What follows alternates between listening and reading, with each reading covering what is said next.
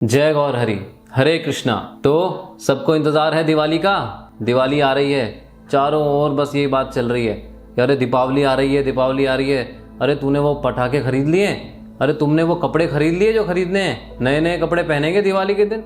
और मिठाइयाँ बनाने की तैयारी कर ली हैं जी। तो क्या ये सब कार्य कर लिए आपने? तो क्या दिवाली का मतलब केवल यही है कि पटाखे खरीदना और नए नए कपड़े खरीदना और मिठाइयाँ बनाना या दुकान से मिठाइयाँ खरीदना और उनको पाना खाना, क्या यही सब कुछ दिवाली का? बस यही अल्टीमेटली यही है सब कुछ? जी नहीं, आगे बढ़िए। हमारे शास्त्र दीपावली को उत्सव मानते हैं और उत्सव के दिन हर कार्य भगवान की प्रसन्नता के लिए होना चाहिए, हमारी प्रसन्नता के लिए नहीं। अगर भगवान प्रसन्न हो जाएंगे तो हम तो प्रसन्न हो ही जाएंगे। तो सर्वप्रथम सबसे पहले आप ये बात को समझिए कि दीपावली मनाई क्यों जाती है। ये सब उत्सव जो हैं इनको क्यों मनाया जाता है? होली आती है, दीपावली आती है और भी हमारे जो उत्सव हैं ये क्यों मनाए जाते हैं? तो उसके लिए सबसे पहले आपको उत्सव शब्द का अर्थ समझना पड़ेगा। उत्सव शब्द दो शब्दों से मिलकर बना है, एक उत और एक स्तव। तो उत जो है, उत का मतलब क्या है? मिटाना, खत्म करना, हटाना। और सब का मतलब क्या है? सब का मतलब है जो भी सांसारिक दुख हैं, परेशानियां हैं, चिंताएं हैं, इन सबको क्या करना? इन सबको दूर करना, इन सबको हटाना और जीवन में खुशी लाना। जीवन में क्या आना? खुशी का आना। इसको कहते हैं उत्सव। तो अगर जो भी व्यक्ति उत्सव मना रहा है तो उसके जीवन में सारी टेंशन, परेशानियां, दुख हमेशा के लिए मिट जानी चाहिए और उसके जीवन के अंदर खुशियां आनी चाहिए और हमेशा के लिए रहनी चाहिए। ऐसे नहीं कि एक फटाका फूटा और खुशी मनाई, हाँ और बस खुश हो गए। नहीं नहीं नहीं नहीं, ये टेम्पररी है। क्या? हाँ जी, उत्सव मनाने से परमानेंट खुशी आनी चाहिए, टेम्पररी नहीं। तो ऐसा क्यों होता है? हमारे जीवन में दुख दूर क्यों नहीं होते उत्सव मनाने के बाद भी? क्योंकि हमें मालूम ही नहीं है कि इन उत्सवों को क्यों मनाया जाता है। आखिर इन उत्सवों के पीछे मनाने का कारण क्या है? कि क्या ये उत्सव केवल हमारी इंद्र तृप्ति, कि केवल हमारी खुशी के लिए मनने चाहिए या फिर इसका कोई और कारण है? वास्तव में इसका एक और कारण है, जो कि वास्तविक कारण है। एक और कारण नहीं, वही एक कारण है। और वो क्या कारण है? इन उत्सवों को मनाया जाता है भगवान की खुशी के लिए। किसकी खुशी के लिए? भगवान की खुशी के लिए। भगवान क्या है? परम भगवान श्री कृष्ण को कहा जाता है वो आनंदमय भयसात है। आनंदमय भयसात का मतलब क्या है? वो आनंद के पुंज हैं, समस्त आनंद के पुंज है, उन्हीं से सारा आनंद आ रहा है। तो अगर आप उनकी प्रसन्नता के इन उत्सवों को मनाएंगे तो अपने आप ऑटोमेटिकली आपको भी आनंद महसूस होगा। तो हम नहीं कह रहे कि आप नए कपड़े मत खरीदो, आप रोशनी मत खरीदो, रोशनी मत जलाओ, है ना। हम नहीं कह रहे कि आप मिठाइयाँ मत बनाओ, पर इसको इन सबको स्पिरिचुअलाइज करो। क्या करो? अध्यात्म में कन्वर्ट करो इनको, भक्ति में कन्वर्ट करो इनको। आप अगर आप कपड़े खरीदते हैं, कुछ खरीदते हैं, तो प्रण लो कि हे भगवान, हम धोती कुर्ता पहनेंगे बस इस दिन, दिवाली के दिन, और वो भगवान को पहले अर्पित करो, लेके आओ, है ना जी। और उस दिन धोती कुर्ता पहनो, भगवान भी आपको देख के खुश होंगे। और क्या करो उस दिन जो आप रोशनी जलाते हो, तो अपने मंदिर में जो आपके ठाकुर जी हैं, जो आपके चित्र विग्रह हैं, उनको आप लेकर जाओ बाहर और उनके सामने रोशनी जलाओ, उनकी प्रसन्नता के लिए, अपनी प्रसन्नता के लिए नहीं। हाँ जी, प्लीज उनकी प्रसन्नता के लिए करो। और मिठाइयाँ बनाओ, उनको भोग लगाओ, श्री राधा कृष्ण भगवान को भोग लगाओ, गौर निताई जी को भोग लगाओ और आप प्रसाद के रूप में उनको ग्रहण करो, है ना प्रभु। ये बात समझिए आप सबसे पहले कि हमें क्या करना है। ये सारे त्योहार को स्पिरिचुअलाइज करना है, अध्यात्म में कन्वर्ट करना है। तो अब आगे बढ़ते हैं कि दीपावली जो है, हम सब जानते हैं कि दीपावली का जो उत्सव है, इसमें क्या होता है? सब लोग दीप जलाते हैं, हर जगह लाइटिंग होती है, एक प्रकाश चारों तरफ प्रकाश ही प्रकाश हो जाता है ना जी। तो अब ये प्रकाश का अर्थ क्या है? प्रकाश क्या करता है? ये सारा प्रकाश मिलके अंधकार को दूर करता है। तो वास्तविक जो प्रकाश है वो एक्चुअली किसका प्रतीक है? वो ज्ञान का प्रतीक है। जैसे मान लीजिए कि हम आपको एक अंधेरे कमरे में, पूरे चारों तरफ कमरे में अंधेरा ही अंधेरा है, और वहां उस अंधेरे कमरे में हम आपको बंद कर दें, उसमें बिल्कुल रोशनी की, प्रकाश की एक किरण भी नहीं हो, क्या होगा? आप कुछ नहीं कर पाएंगे। आप ना कुछ देख पाएंगे, ना आप आगे बढ़ पाएंगे, ना आप कुछ कर पाएंगे, कुछ नहीं कर सकते आप, क्योंकि अंधकार में कुछ दिखेगा ही नहीं, तो आप एक्टिविटी कैसे करेंगे? परंतु अगर उसी कमरे के अंदर हम प्रकाश ला दें, आपको सब कुछ दिखने लग जाए, तो क्या होगा? आप सब एक्टिविटी करेंगे, आप आगे भी जाएंगे, आप हर चीज़ों को देख भी पाएंगे, सब कुछ कर पाएंगे।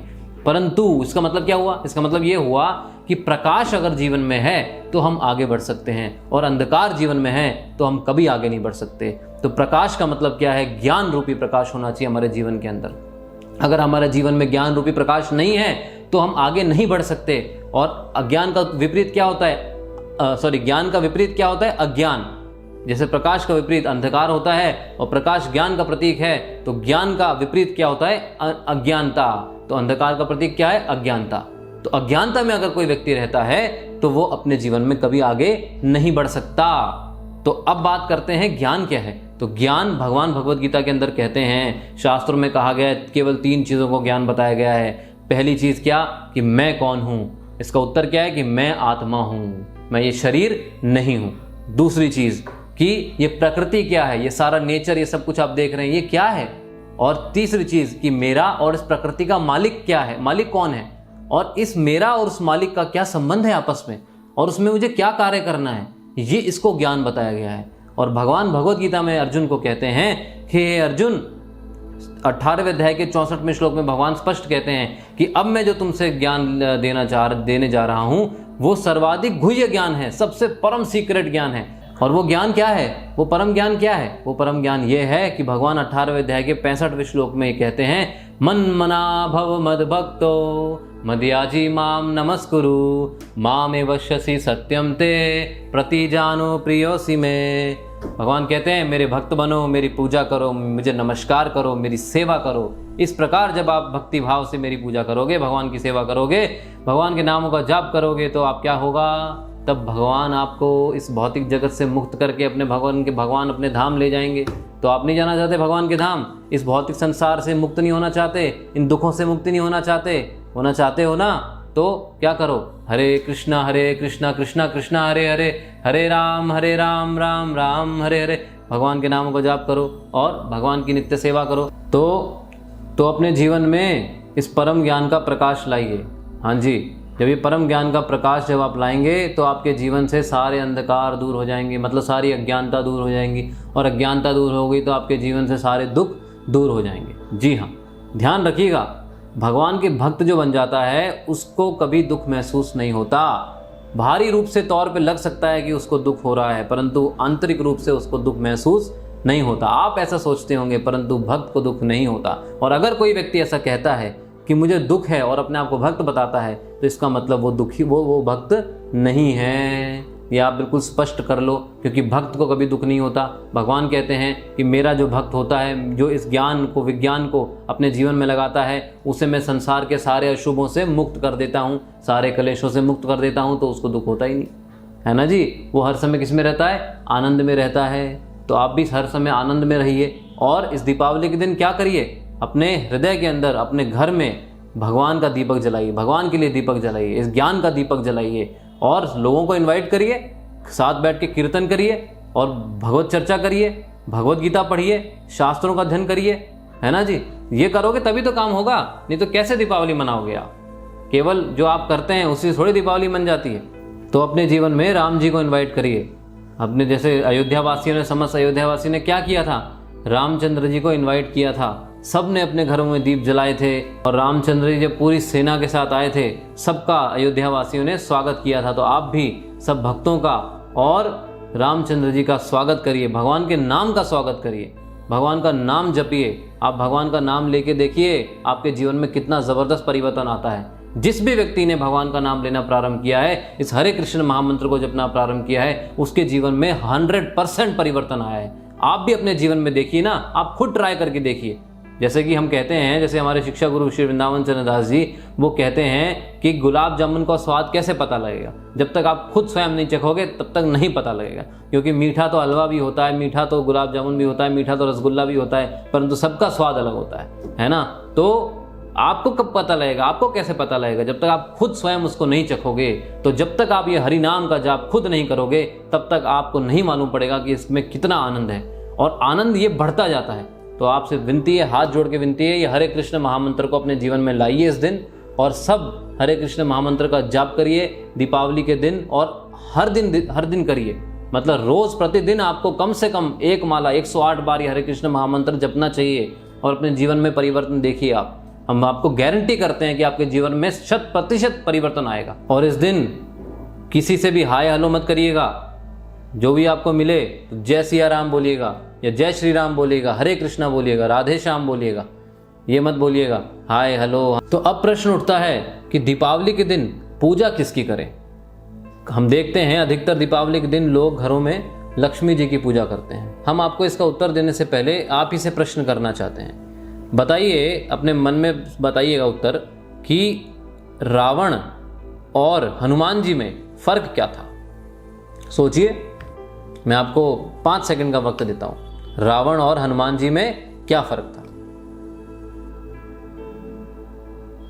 सोचा आपने? नहीं सोच पाए? जो सोच पाए बहुत अच्छा है, और जो नहीं सोच पाए वो सुनिए ध्यानपूर्वक, है ना, कि आपका उत्तर जो है वो हमारे से मैच करता है या नहीं करता है। क्योंकि हम तो हमारे शिक्षा गुरु की वाणी आपके सामने दोहरा रहे हैं, तो हमसे तो क्या मतलब हमारी परंपरा से मैच कर रहा है नहीं कर रहा। तो आप ध्यान से सुनिए। देखिए, रावण ने क्या किया था। रावण ने सीता जी को राम जी से अलग कर दिया था। और हनुमान जी ने क्या किया था? हनुमान जी ने सीता जी को राम जी से मिलाया था। तो आप क्या कर रहे हैं?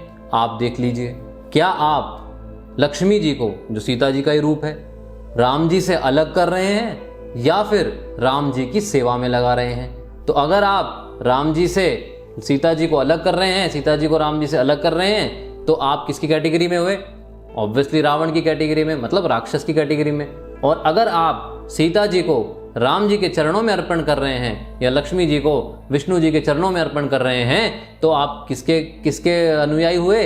हनुमान जी के अनुयायी हुए, मतलब भक्तों के अनुयायी हुए। तो भक्त हैं या राक्षस हैं या असुर हैं, अपने आप स्वयं जज करें, है ना प्रभु जी। तो आज हमारे अधिकतर जो लोग हैं वो केवल लक्ष्मी जी की पूजा करते हैं और नारायण को उसमें से गायब कर देते हैं। तो ये बहुत गलत बात है।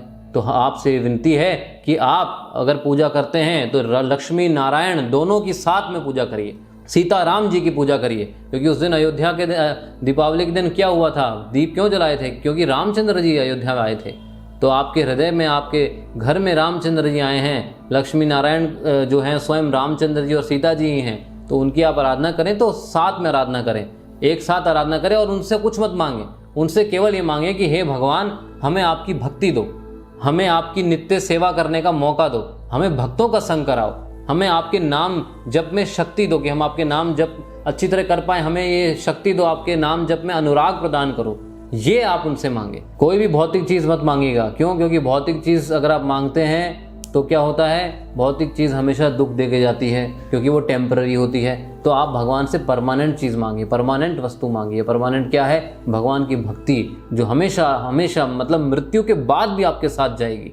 ऐसी वस्तु है भक्ति कि मृत्यु के पश्चात भी वो आपके पास हमेशा रहेगी, आपको वो कोई ख़त्म नहीं कर सकता। तो आपसे प्रार्थना है कि आप रावण की सेना में भर्ती मत होइए, आप हनुमान जी की सेना में भर्ती होइए। तो हम आपको इस बात का प्रमाण भी देते हैं कि भागवत के छठा जो स्कंद है, उसमें जो 19वां अध्याय है, उसके अंदर जो 6वां श्लोक है, मतलब 6:19 उसके अंदर क्या कह रहे हैं? ध्यान से सुनिए। सुखदेव महाराज जी परीक्षित महाराज को कह रहे हैं कि धान्य की देवी लक्ष्मी माता जो है, उनको मैं सादर नमस्कार करता हूँ, क्योंकि वो क्या हैं? वो भगवान विष्णु जी की अंतरंगा शक्ति हैं, है ना जी। तो इसके आगे क्या कह रहे हैं? नीचे प्रभुपाद जी समझा रहे हैं तात्पर्य में कि माता लक्ष्मी भगवान विष्णु की नित्य संगिनी हैं, वे दोनों निरंतर साथ रहते हैं। कोई भी भगवान विष्णु के बिना लक्ष्मी को अपने घर में नहीं रख सकता। यदि कोई ऐसा सोचे तो उसके लिए यह घातक होगा, क्योंकि भगवान की सेवा के बिना लक्ष्मी माया बन जाती है। तो अगर आप अपने लक्ष्मी से भगवान की सेवा नहीं कर रहे हैं और अपने लिए इस्तेमाल कर रहे हैं, तो वो लक्ष्मी नहीं है, वो माया है, और वो आपका सर्वनाश करेगी। फिर मत कहना जैसे कि रावण का सर्वनाश किसने किया था? जो छाया लक्ष्मी वहाँ गई थी, कहाँ पे? लंका, सारा लंका का सर्वनाश कर दिया। तो अगर आप अपने घर को, अपने आप को, अपने परिवार को सर्वनाश से बचाना चाहते हैं, तो अपने जी लक्ष्मी जो आपके पास है, उसको आप राम जी की सेवा में लगाइए। भगवान की सेवा में लगाइए, भगवान के प्रचार की सेवा में लगाइए, भक्तों की सेवा में लगाइए, है ना। इधर उधर अपने इंद्र तृप्ति के लिए मत लगाइए, नहीं तो क्या होगा, घातक होगा। कह रहे हैं इसके यहाँ पे भागवत कह रहा है, क्या होगा, घातक होगा। किंतु भगवान विष्णु के संग वे निसंदेह पराशक्ति हैं और आपका कल्याण करेंगी। और अगर विष्णु भगवान के संग रहती हैं लक्ष्मी जी और उनके साथ उनकी आप पूजा करते हो तो क्या होता है, तो निसंदेह वो पराशक्ति हैं और आपका कल्याण करेंगे। दोनों मिलके आपका क्या करेंगे, विष्णु जी और लक्ष्मी जी आपका कल्याण करेंगे। और कल्याण, असली कल्याण किसमें है, असली कल्याण आत्मा का कल्याण है। शरीर का कल्याण क्या है, शरीर का कल्याण भी आत्मा के कल्याण से जुड़ा हुआ है। इस शरीर का भी कब उद्धार हो सकता है, जब आप अपने, जब जो आप स्वयं आत्मा हो, जब आत्मा का उद्धार हो सकता है। तो आपसे विनती है कि आप ये दीपावली का उत्सव के अंदर अपने मतलब पूरे जीवन के अंदर अपने एक प्रण ले लीजिए कि हम भगवान राधा कृष्ण की, सीताराम जी की और नित्य उनकी आराधना करेंगे, उनकी सेवा करेंगे। इसी को जीवन का लक्ष्य बनाइए। और givegeeta.com पे जाइए और 13 घंटे का हमारा भगवत गीता का जो कोर्स है, हमारे शिक्षा गुरु श्री वृंदावन चंद्र दास जी ने बहुत बढ़िया तरीके से भगवत गीता उसमें समझाई है। आप उसको समझिए, क्योंकि भगवत गीता क्या है, भगवत गीता में भगवान के आदेश हैं। जब तक आप उन आदेशों को नहीं जानोगे तो अपने जीवन में पालन कैसे करोगे, आपको भक्ति करना कैसे आएगा, कैसे समझोगे, कैसे भक्ति कर सकते हैं, और उसमें शक्ति कैसे मिलेगी आपको भक्ति करने की। तो इसलिए आपसे विनती है, ये 13 घंटे आप अवश्य सुनें और इस दिन अधिक से अधिक लोगों को इसके बारे में बताएं, जिससे कि आपको पूर्ण लाभ मिल पाए। हम तो प्रभु जी, हमारी एक इच्छा है कि आपको लाभ मिल पाए। हमारा क्या है, हम तो दास हैं और आपको भी भगवान का दास बनाना चाहते हैं, क्योंकि हर जीव का स्वरूप है कि कृष्ण का नित्य दास है वो। जीव रे स्वरूप होए कृष्ण रे नित्य दास। आप, मैं, हम सब उसी परम भगवान के बच्चे हैं। हम सब आपस में क्या हैं, भाई भाई हैं प्रभु जी, भाई भाई हैं। तो आपसे प्रार्थना है, आपसे हाथ जोड़ के विनम्र प्रार्थना है कि आप प्रचार सेवा में जुड़िए। गीतालय बन रहा है, वहाँ पे गोवर्धन में भगवत गीता गीतालय बना रहे हैं हम। हमारे शिक्षा गुरु जो हैं वृंदावन चंद्र दास जी, वो पूरी तरह से लगे हुए हैं इसमें कि भगवत गीता का गीतालय बन सके। पूरे विश्व में भर से, पूरे भारतवर्ष से लोग आ सकें, भगवत गीता सीख सकें, जान सकें, समझ सकें, और वो आगे भी दुनिया को भगवत गीता समझा सकें। ये बहुत ज़रूरी है। आज बहुत बुरी स्थिति है समाज की, बहुत बुरा, पूरे वर्ल्ड के अंदर बहुत बुरी स्थिति है, बहुत ही डेंजरस स्थिति है। इसके आगे इसको बचाने के लिए हमें इस ज्ञान को आगे लाना पड़ेगा, आपको आगे आना पड़ेगा। तो आप तन मन धन से सहायता करें और इस गीतालय के निर्माण को पूरा करें, जिससे कि पूरे विश्व में एक क्रांति आ सके। बहुत बहुत धन्यवाद आपने समय दिया सुनने का। हरे कृष्णा, जय गौर हरि। इस वीडियो को शेयर करिएगा अधिक से अधिक, जिससे कि हर व्यक्ति लाभ उठा सके। श्रील प्रभुपाद की जय। हरि बोल।